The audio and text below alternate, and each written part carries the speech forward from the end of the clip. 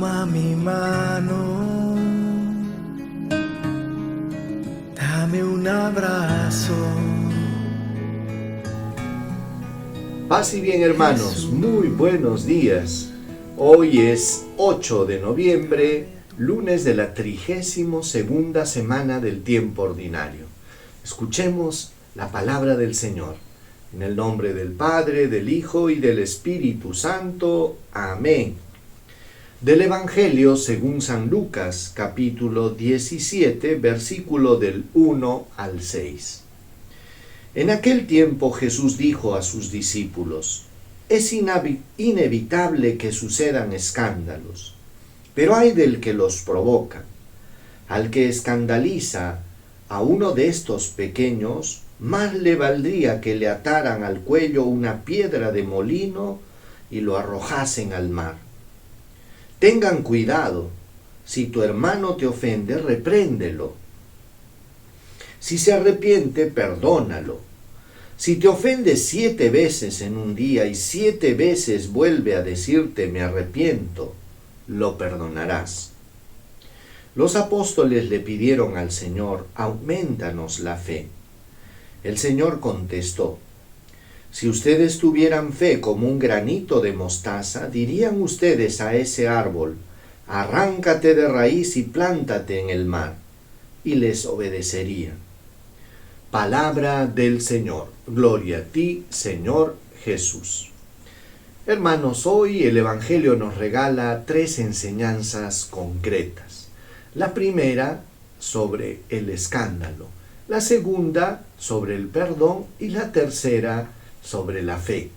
3 enseñanzas concretas. Jesús declara y les dice a sus discípulos: es inevitable que sucedan escándalos, pero hay del que los provoca. ¿A qué se puede considerar, hermanos, una conducta escandalosa o un escándalo? Algo que provoca que alguien pierda la fe, ¿ya? Entonces, cuando una situación X provoca que una persona sencilla, simple o que es frágil en su fe, pierda la fe, entonces esto es una situación escandalosa, ¿verdad? Por eso que Jesús decía: ay del que los provoca. Y Jesús hace una declaración muy fuerte, dice: más le valdría que le ataran al cuello una piedra de molino y lo arrojasen al mar. Tengan cuidado, dice, tengan cuidado. Entonces, hermanos, si cualquier ser humano, cualquier persona está en la posibilidad de provocar un escándalo, ¿por qué? Porque los escándalos no solo son de índole sexual, los escándalos pueden ir en muchas formas. Por ejemplo, el maltrato, por ejemplo, hasta el hecho de no perdonar puede hacer que una persona pierda la fe, puede hacer que una persona se escandalice. Y entonces todos tenemos que estar atentos. Todos cometemos errores, todos nos podemos equivocar, pero lo que sí tenemos que tener cuidado es en no quitarle la fe a los pequeños. Entonces, analicemos nuestras conductas, analicémoslas, ¿no? Porque a veces la prepotencia, a veces también pecados públicos, a veces la soberbia, la arrogancia con que se comportan muchos cristianos puede ser situación de escándalo. Hay muchas personas que cogen como pretexto el hecho de haber tenido una experiencia de repente negativa y dicen: todos son así. Esto también es un error, porque la generalización siempre es injusta.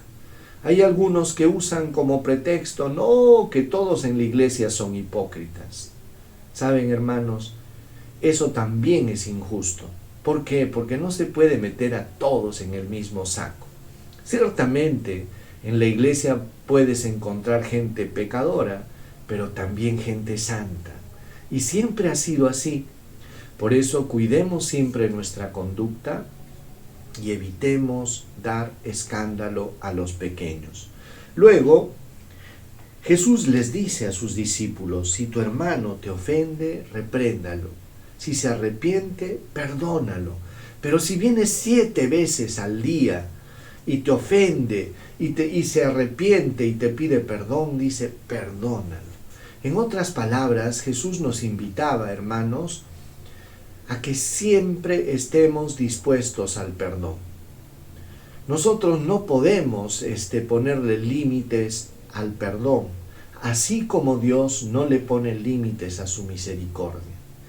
Con toda seguridad, si tú vienes 1000 veces delante del Señor y le dices, lo siento, me arrepiento, Señor, Jesús te va a recibir con los brazos abiertos y va a creer en tu arrepentimiento y te va a perdonar de todo corazón.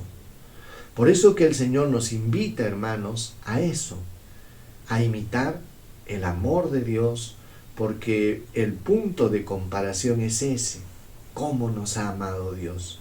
Y de la misma manera también perdonemos. Luego el Señor habla, al hacer estas declaraciones, Jesús, los discípulos le dicen, Señor, aumentanos la fe. Y Jesús pone el ejemplo del granito de mostaza. Es interesante esto porque Jesús hubiera podido poner otro tipo de comparación. Hubiera podido decir, si tuvieran fe del tamaño de una montaña, podrían hacer maravillas. No. Jesús usó la fe del granito de mostaza.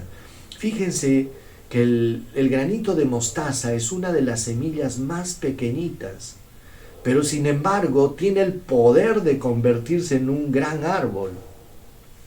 Entonces, ¿por qué Jesús usó esta comparación?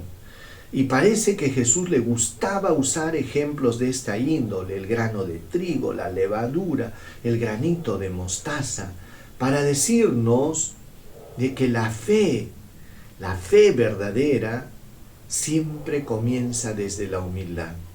Si tú quieres tener una fe poderosa, hermanos, tiene que ser una fe humilde. ¿Qué quiere decir? No una fe basada en la soberbia, en creer que yo sí puedo, en creer que yo soy poderoso. No, una fe que está basada en creer que Dios es bueno y misericordioso y todopoderoso. Entonces la fe no está mirándome a mí mismo, sino que se focaliza en Dios. No es fe en mi fe, es fe en Jesús que puede hacer maravillas.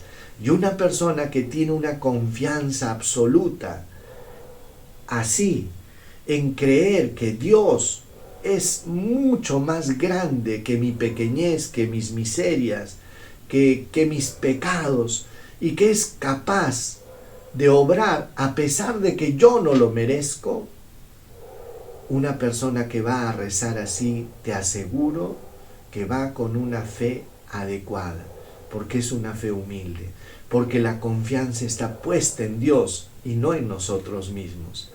Pidamos al Señor su bendición.